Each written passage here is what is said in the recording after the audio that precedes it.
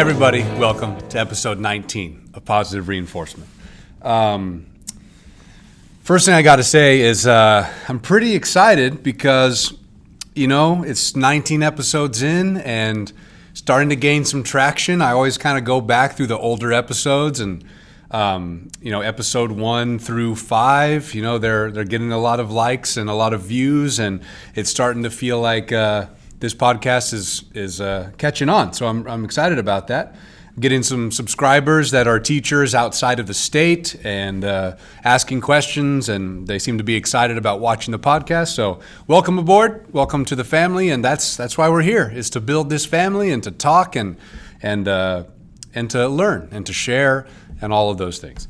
So first thing I want to talk about, I've been gone for 2 days. Mr. Bacon and I went to the middle school here in Sanger, Washington Academic Middle School, and got some technical difficulties over there. That's weird.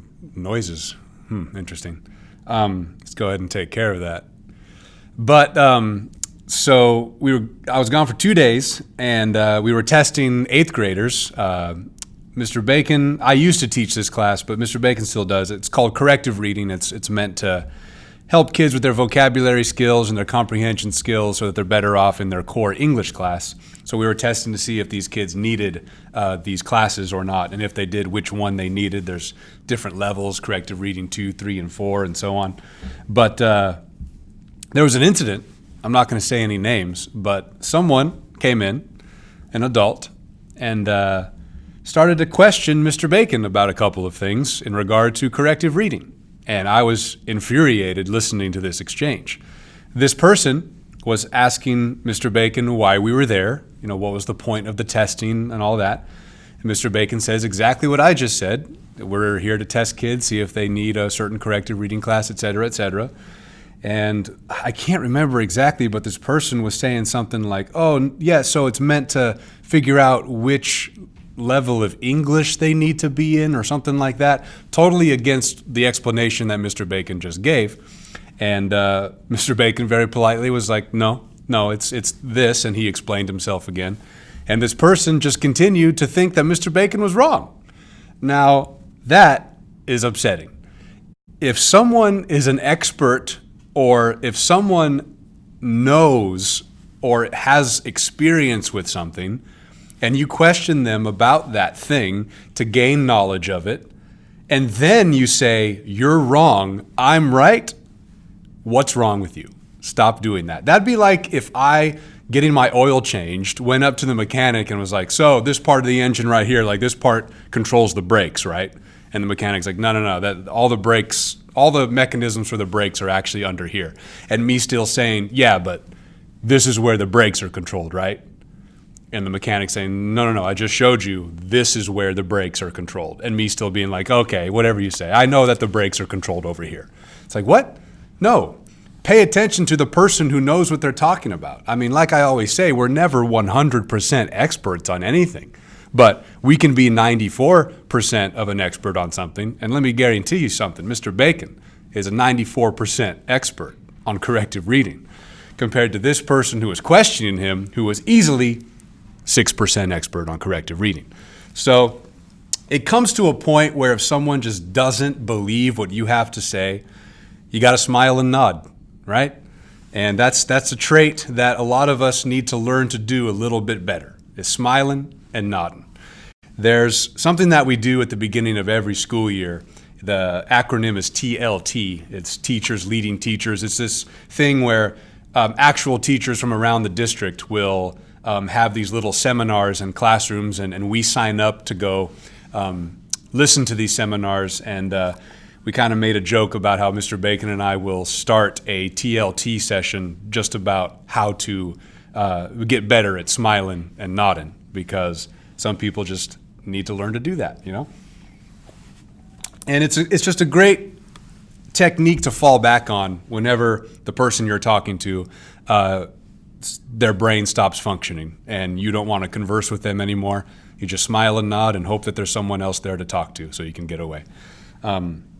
It's like when someone, I hate this so much, when someone thinks, I think I talked about this before, when someone thinks they are just the funniest person of all time, and they're so confident that their jokes and stories are hilarious, but to 90% of the people around this person, it's not funny at all. Like this falls into my category of my fear of not realizing the kind of person I'm coming off as, you know. But these are sore jaw people. Let me explain what that means. If you're a sore jaw person, that means you're the kind of person who is not funny at all, but the people around you are super polite and they are just fake smiling so hard that their jaw gets super sore by the end of the day. I've had a few friends like this where anytime I think about hanging out with them, I'm like, well, do I want to go to bed with a sore jaw tonight or no? Because they just don't realize they're not funny. And I mean, you got to get on that wavelength, man. I feel like I'm on that wavelength. I really do. And if I'm not, shut me down. If I'm not being funny, just say, stop it. You know, just, it's over. The joke's over. But I feel like I'm on that wavelength, you know? I feel like, you know, there's always like times in class where I feel like I can say a joke that might work, might not. I always back away if there's a slight possibility of a might not. If I know for sure the joke's gonna hit, I'm gonna deliver it. And most of the time, it hits. So that tells me I think I'm on the wavelength. But I don't know if I'm gonna tell this story or not. Should I tell this story? Yeah, I'm gonna tell this story. I won't give any names away, but I had to sub for another class during my prep. And this particular teacher that I was subbing for had to go to a meeting. And while I was in there, this teacher stood up in front of the class and was like, all right, guys, I got to go to a meeting. I know you're going to miss me and all this stuff. Like, he's not joking around, I don't think. He's legitimately expecting the kids to be like, no, don't leave. But they were just like, okay, we'll see ya. and that was that. Not on the wavelength. That self-awareness, you know, have it. Learn to have it. I don't know how you can have it. Just figure yourself out, because gosh, it's so hard to be in the same room as someone that's just not on that wavelength. Know when you're not funny. Know when you are. That's the bottom line. So yeah, learn to smile and nod, because sometimes it just gets too painful, too much. February's finally here. January lasted for about 3 months, huh? That took forever. But we're in February now, and we're moving along. Just 3-day weekend after 3-day weekend after 3-day weekend. It's pretty nice. And realizing that there's 4 months left, funny joke, not a joke, but just a funny way of interpreting time. The other day, Mr. Bacon and I were talking at Starbucks, and he said he was showering, and he looked at his shampoo bottle and thought to himself, this shampoo should last me till graduation. And it's just funny to think of how there's different ways you can interpret time. And Mr. Bacon likes to live his life by the volume of his shampoo bottle. You know, every now and then I'll be looking at the clock and think like, all right, I've got to teach until this time. That's 5 different Friends episodes that would take place from now till then. It's kind of funny how you perceive time that way, or measure it, I should say. Today was fun. You know, after 2 days of not being in the classroom teaching, like, it kind of was like a spring break kind of deal where, you know, you lose that teaching stride when a lot of time goes by. It's kind of like, you know, the Super Bowl is like 2 weeks away from the last game of the year, and sometimes that's not a good thing because it disrupts some momentum. Same kind of thing. So being 2 days out of teaching, it took a little bit of energy to get back into it today. But we were interpreting Act 2 of Julius Caesar, and really good character moment with Brutus. It was a great time. And then after that, this is a new tradition, I guess, that Mrs. Baird and I are starting to do here. She teaches 2 honors classes, and they're doing A Tale of Two Cities right now. And me being just as obsessed with Batman as I am, kind of combined this lesson of finding parallels between A Tale of Two Cities and The Dark Knight Rises. So we decided, let's just co-teach this thing. So last year she came into my room and we did it for her class, and then this year we're in her room. And it's, first of all, it's really cool having the experience of teaching honor students, because before I started, I did maternity sub leave with honor students, and that was a great time, especially with teaching a novel like A Tale of Two Cities. I will never know what it's like to teach A Tale of Two Cities to a bunch of regular classes. Can't imagine, but my heart goes out to those who had to. Teaching A Tale of Two Cities for the first time with honors definitely helped lessen the intensity of it, but it's really cool to every now and then step into an honors class and see how much more just in depth you can be with your questions and your analyses and stuff like that. And I mean, seeing the kids like almost nerd out as much as Mrs. Baird and I when talking about A Tale of Two Freaking Cities and The Dark Knight Rises, like that's teacher's heaven right there, is to see kids love it as much as you do. So really cool. We're going to do it again tomorrow. That was exciting.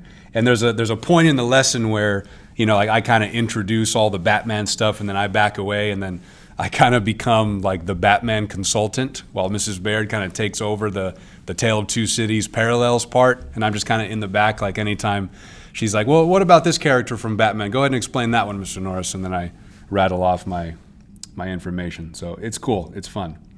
And that's changing it up, like not a day goes by where this career feels, I said that weird, let me start it again. There isn't a day that goes by where it feels like it's the same day, like this career, it's routine in a lot of ways, but at the same time, not at all. And that's the beauty of this career. And when you do even more things like that, like go co-teach on your prep with another teacher and combine your personalities and your strategies, and it does nothing but give the kids a broader experience, and it's good. It's a good thing. I want to do more of that, so we'll figure out some ways to do that. So 12 minutes in, let's get into our very first serious topic of the day. And it's something that's been bothering me. And I'm kind of hypocritical when I say this, but it seems to be a trend now to acknowledge, I want to say this without being offensive. It's very important to take care of yourself. There's no, that's a very good thing to do. When you need to, like, focus on you, do what you got to do to make sure your mental health is solid and all that. Take days off when you need to here and there, all of those things. Focus on just you and your future and your present and all that. Yes, do that. But I'm starting to notice that there's a trend going on here where it's put above everything else, maybe a little bit too much. Like it's me, focus on me. Yes, that's great, but it's not like you just shun everything and everyone else in your life. That's not what I mean when I advocate to take care of yourself on this podcast. And I hope that I'm getting that vibe across. Yes, do what you need to make sure you're healthy mentally, physically, and all that stuff. But at the same time, be nice to your friends and your family. Okay? Don't just suddenly think that you're all that matters and that's it. I'm seeing way too much of this, like there's particular hashtags and stupid crap like that people use. I can't think of any in particular right now, but it's this just sole importance placed on just you without any acknowledgement of, but at the same time, I want to make sure I'm also here for my friends and my family, and I'm not this flake of a person, and I'm not this person people can't trust, so on and so forth. Be there for you, but don't completely shun everybody else is what I want to get out there. Because sometimes I'll be like, I don't want to hang out with this friend because I want to rest and make sure I'm ready to go for work. Then the next weekend will pass. I don't want to hang out with this friend again because, again, I want to rest and do what I need to do for me. And then a third week, and I'll do the same thing. Eventually, I'm being a bastard to my friend. I'm like, I got to hang out with them too, you know? Otherwise, they're going to think that I'm just letting them down. And that's kind of what I'm getting at here. Like, sometimes, you know, put yourself to the side for a little bit. If you've been focused on you for so long, be there for those who want to be with you every now and then. Otherwise, it's the scale's tipped in one direction too far. That's what I'm trying to say. You know what I'm saying, Billy Shakes? I mean, he's always here for me, and I'm always here for him. We don't say much to each other, but you know, we reward each other when necessary. I got him this necklace, so. And you know what he gets me? Amazing stories to analyze during class. So it's not a one-way street here with Billy Shakes. Now see, I'm recognizing that this is really not that funny, and I'm stopping the joke right now. Kind of funny, maybe, to like middle-aged women watching this right now, and if you're watching, thank you very much. But I'm kind of off the wavelength right now. And when people who aren't on that wavelength, guaranteed, this joke would have kept going like a bad SNL skit. So it's stuff like that makes me realize I'm on the wavelength. I realize it wasn't funny, but I don't know. Do you think it was pretty funny, Billy Shakes? Now, see, that's meta right there. I'm talking about the unfunny joke while doing the unfunny joke. And is that funny? Nope. All right, here we go. Here's another thing that's annoying. People that pursue their dreams. And no, there's more to it. Like people who pursue dreams, but I totally fell off the tracks here. What am I getting at with this? Sometimes I need to make my notes more specific in my agenda. I was talking about this with Mrs. Baird the other day.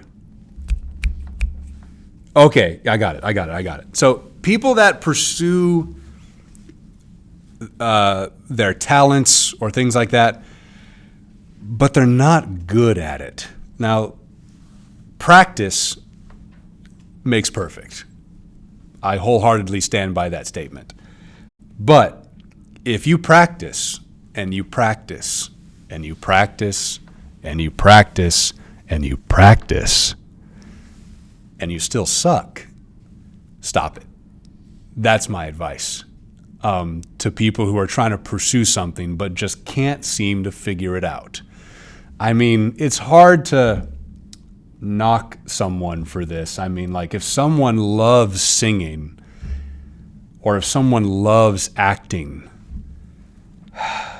I guess it doesn't matter. I mean, I don't know. Like, you have to be someone who loves it and at the same time you're not aware that you're not getting better to not be bothered by it, I guess. I don't know. Like, I feel like, I don't know, like I am not good at drawing. And not that I ever tried to practice getting better at drawing. I mean, I don't know. Like if you start at something and you're already not at least okay with it, the future doesn't look too bright. Am I being too harsh here? I don't know. I just do what makes you happy, I guess. You know, who cares what I have to say? It doesn't matter. If you're having fun, do it. But just know that you're making me upset if you're continuing to sing and you're not good at it, okay? So I'm going to make fun of you is the bottom line. Not to your face probably because I'm a coward, but behind your back. Just, you know, as long as you're happy, you do it, okay? I backed myself into a corner here, and I'm probably losing a lot of you right now. If my subscriber count goes down, it's because I offended you. But you know what? If you're offended by me, I don't want you to be subscribed to this channel, to be honest, all right? So good riddance. We'll see you later. The real people will stick around, okay? My fans, if they suck at singing, they're not going to continue singing. I'm making the rule right now, okay? You cannot be a fan of mine or a subscriber if you suck at something and you don't realize that you suck and you don't stop, okay? That's the rule. You got to be great at what you do. And if you're not, keep practicing. And if you don't get better, I'm cutting you off, all right? So, you know what's weird to think about? I think I talked about this like episode 2 or something. I wonder if any of you listening right now have murdered somebody. You know, like that's got to be a statistical probability that right now there's just someone dead in your bathtub and you're like, oh, I like what he's saying. You know, that's crazy. If that's you, I don't want you to be subscribed either. Just a heads up. Okay, that was super dark. Let's come to our very last point here. We got 20 minutes in. You know, it's not even a good point, really. It's not going to take that long, but I'll bring it up anyway. I think it would be super funny to have an office-style show, but about teachers. How good would that be? Like, keeping it just straightforward and honest. There's going to be times that are hilarious. There's going to be times that are cringeworthy. There's going to be times that are really emotional and sad, and there's going to be times where it's scary. And like, I feel like a good, honest documentary-style teacher show would be so good. I don't understand why this hasn't become a thing yet. Like, there's been teacher shows. I'm trying to think of some. There's like a class about, I think the show was called AP Biology or something like that, but it was mainly a comedy. I don't remember. I never watched it. But when you do a contrived teacher show on TV, it's not going to work. It's got to be real and honest. And at the same time, if you go too far to the other end of the spectrum where it's like Freedom Writers or Dangerous Minds, then that's too far in the other direction too. Those stories need to be told. But if you have a TV show that has a mix of all of that, you know, I feel like just the Emmys would keep coming for that show. It's the Emmys, right? That's the TV award thing? The Emmy? Yeah. Golden Globes or movies.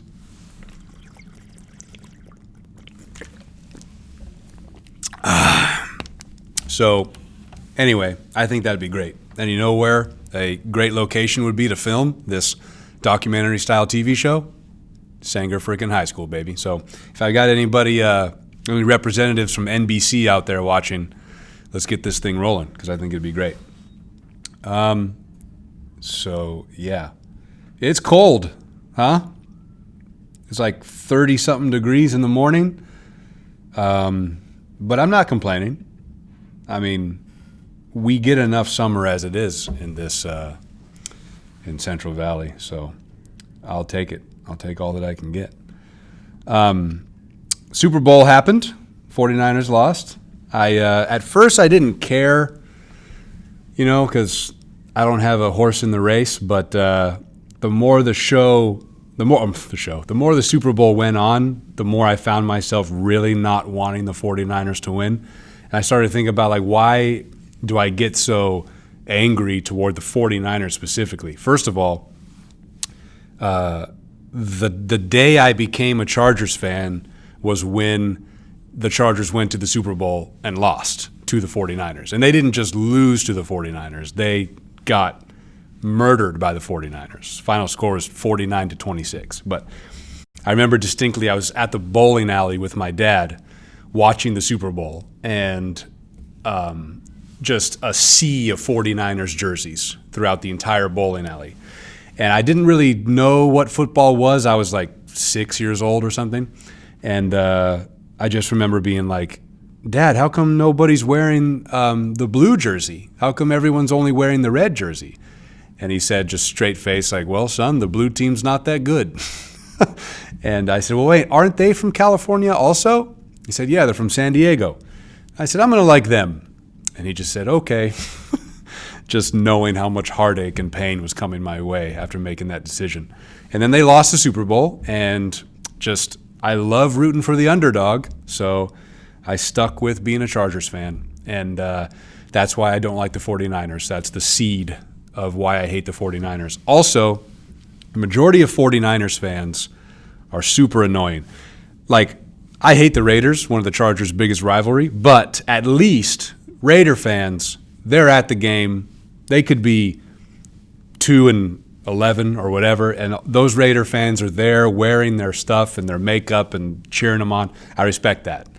But 49ers fans, suddenly they're Homer Simpson disappearing into the bushes when they're losing games. And that is super annoying. So that's another reason why. So they started to lose, and I got really happy. And they lost, and I posted on Facebook, "Quest for night-night," because all they kept saying is "Quest for six, Quest for six." And I said, "Nope, you're going to sleep now. Good night." And they went to bed, and were sad, and I'm happy. So that's that. Mr. Bacon's a 49ers fan. Not a knock on him. He doesn't really care either way. I mean, I know he'd be happy if they won, but not this year, bud. Sorry. So we have this running bet right now. Not a bet. We play this game called How Much Would It Take You, where it's like we just come up with a messed up scenario in our head, and we legitimately ask each other, all right, how much would it take you to do this thing? And we want genuine answers. I don't know why I just thought of this, but I did. We always go to 7-Eleven, and at 7-Eleven, there's this row of Sanger High School hats, baseball hats, and there's like red ones and white ones, and then there's really ugly camo print Sanger hats.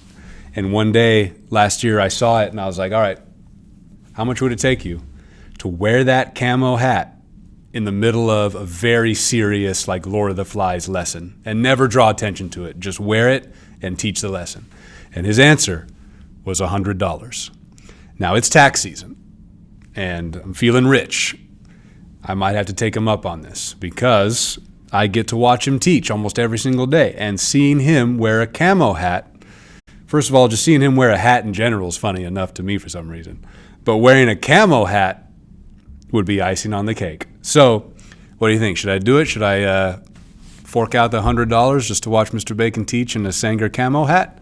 I think the answer is yes, and I'm going to do it. Billy Shakes, what do you think?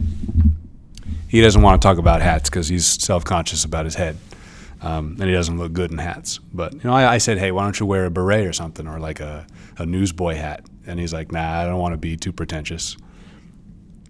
See, now that was a little bit funnier than the first time I talked to Billy Shakes on this episode. But still, I'm on the wavelength enough to say, joke's over. All right, we're at 28 minutes. I think that's good. I think we're all set. This is a good one. Next week, guys, episode 20. We're moving along. I brought up the other day or last week doing something special for episode 20, doing some kind of like vlog style, like here's an actual full day and like film what my day is like. We'll see if I have the energy. I definitely want to do that at some point. If it's not episode 20, maybe episode 50. If it's not episode 50, maybe episode 100. We'll see. Who knows if I'm even going to be still doing it at that point. But, you do stuff. As long as you're having fun doing it, keep doing it, right? Unless you suck at it. Then you stop. That's the new rule. All right, I'm done. Have a great day, guys. Have a great weekend. That's it. Goodbye. Have a good day.